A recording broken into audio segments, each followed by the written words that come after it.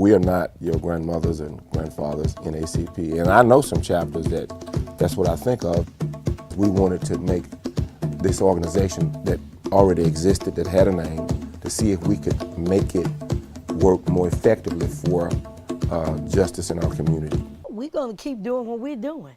We think that it's working. We are informing the community, and we partnering with people, and we've been successful. But right now, what coming up is we're going to continue until all the elections are over, pushing people to get out to vote. We're getting ready to participate with the Christmas parade like we do every year. We're going to do that. We may even have a float this year. Yeah, well, that's a fun thing we do, but it's also good to keep our name out there. We'll have on our sweatshirts, and we'll have some of our young people, and we'll either have a float, or certainly we'll have our big yellow banner, which you can see we've got here, and it's a fun thing. Yeah. Next year, we've got a lot of things that we plan to do.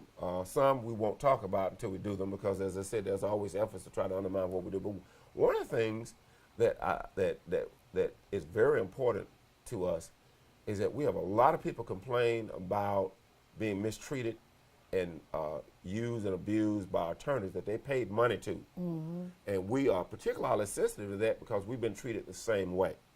And so what we're trying to encourage people to do is file complaints with the Arkansas Board of Professional Conduct, because the Arkansas Board of Professional Conduct moves a little bit slow, but they will, if a lawyer has done something grievously wrong or illegal to you, the Arkansas Board of Professional Conduct will take action against them. And in the case of some of the ones that we know of, and we can't talk about a pending investigation, but we know of an attorney that was fined $10,000 for misusing one of his clients, and $5,000.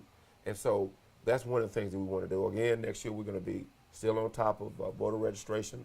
The main thing that we do is on Facebook, and you can go to Facebook right now. It's under my name, and there's reasons why we have it under my name, and we'll discuss that later. But we keep our community informed about all kinds of things. Even just last week, we reported to people about road closings for the railroad, what roads are going to be shut down to accommodate the trains. Something and that may appear mundane, but it's important to people that are going to work. And of course, Ms. Johnson talked to our people about what she just talked about what to vote for in terms of policies and amendments, and about early voting. We keep our people informed. Now, the biggest thing we do is to inform, is to stimulate, and to agitate. And yes, we do agitate. We do get on some people's nerves. We often call out people and activities that we think that are not in the best interest of our communities. Yes, we do that, and we should do that. And I think we all should do that. When there's wrongdoing, we call it out. Some people don't like it, but you know, when you tell the truth, truth often creates anxiety among the evildoer, and they don't like it. And I understand, but that doesn't mean that we're not going to do it. Now, we don't attack people just having fun. We don't do that. We don't think that that's ethical, nor is that beneficial. But when we've got a person that has done something egregious, just like we mentioned Mr. Kyle Watkins, I think I wrote an article a couple of weeks ago on why are there so many blacks running for office. I had people come up to me and they said, why are there so many black people running for office? Don't they know they're going to cancel each other out? Because most black folk really wish they could get a black mayor. Not an idiot, but a real serious person. And I'm sensitive to that kind of thinking, I have to admit, although I'm not against anyone. And so I said, well, yeah, they know that it's going to cancel each other out. I said, as a matter of fact, at least one, if not more, are in the election just for that. Because one of the things that we've talked about, and I'm going to repeat, most blacks in leadership are bought, they're rented, or they're leased. They're in the back pocket of somebody. And we've called out Mr. Ingram. I don't have anything against Mr. Ingram, but Mr. Ingram owns and controls a lot of black leaders, so-called leaders, up and down the Delta. It's just so, and my position is if they have nerve enough to sell us out, at least I have enough nerve to call them on it. And so we mentioned Mr. Lorenzo Parker. And Mr. Parker has, as we pointed out, has been for several years a lackey for the Ingram Machine and Mr. Billy Johnson and others. And he was guilty of absentee voter fraud. And now he is asking us to vote for him. And so I just thought, wow. And of course, there are others. I've called Marco out on several occasions about not following through on agreements that he's made with us about supporting Ban the Box to make it easier for ex-felons to get jobs, or supporting Human and Civil Rights Commission. I've told him that to his face, and I'm not mad at him. I don't hate any of these people.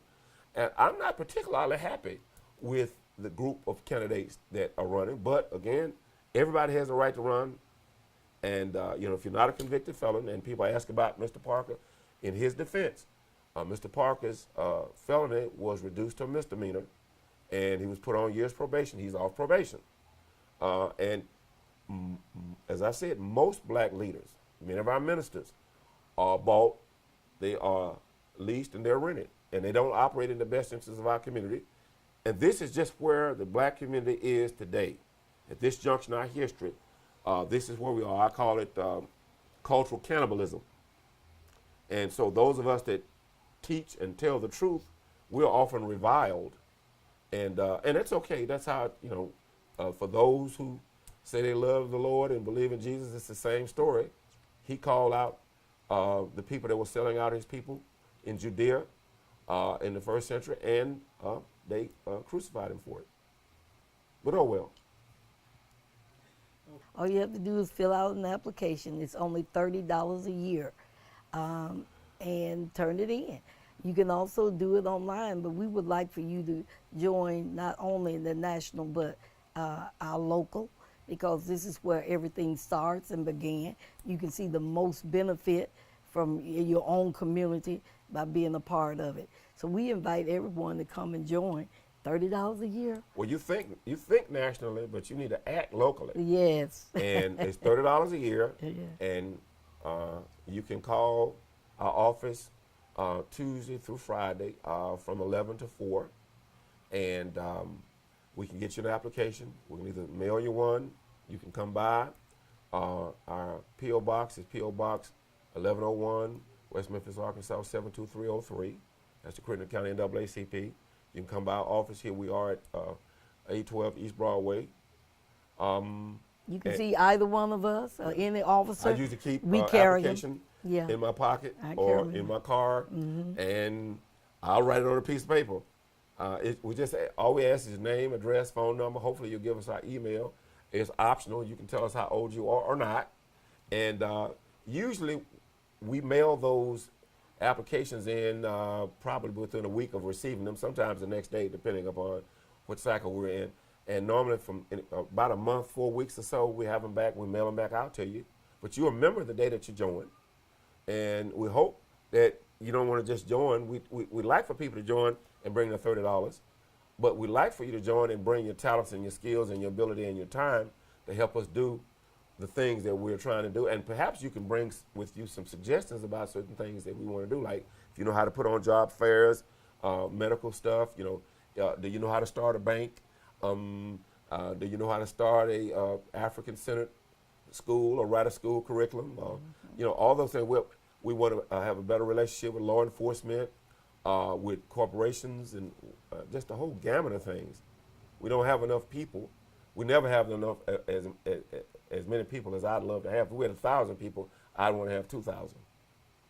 When we got involved with the NAACP back several years ago, our objective was to use the enormous resources, equity, let me say equity, in the name of the NAACP, because we didn't have any resources. To use that as a way of bringing about political, economic, and social stability in the African American community in specific, and our larger West Memphis Crittenden County community in general, to create a stable environment that would reduce crime and create functionality, to access the enormous resources in Crittenden County and leverage it to benefit the people who live here. And that is a difficult proposition. Anytime you're dealing with people and different interests, because many people here have vested interest in keeping our community divided and dysfunctional.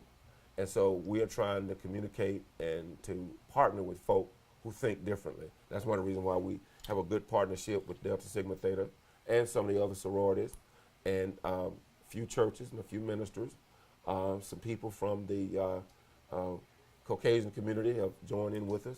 Mm-hmm. We actually have, people talk about police, we have a pretty good relationship with Crittenden County Sheriff Department, Marion Sheriff Department, some of the smaller community sheriff departments.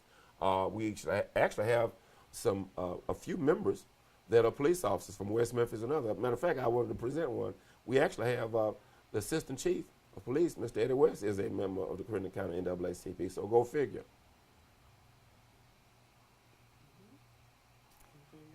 No, just we looking to see you. We need your membership. Yep, we need your membership. Come out. We meet third Monday every month. We meet, generally speaking, at 812 East Broadway. But as I said, most likely our next meeting will be at the hospital, which will be, I believe, that's November 19th. Mm-hmm. So, but other than that, we're here the third Monday at 6 p.m. We are not your grandmothers and grandfathers in NAACP, and I know some chapters that's what I think of. We wanted to make this organization that already existed, that had a name, to see if we could make it work more effectively for justice in our community.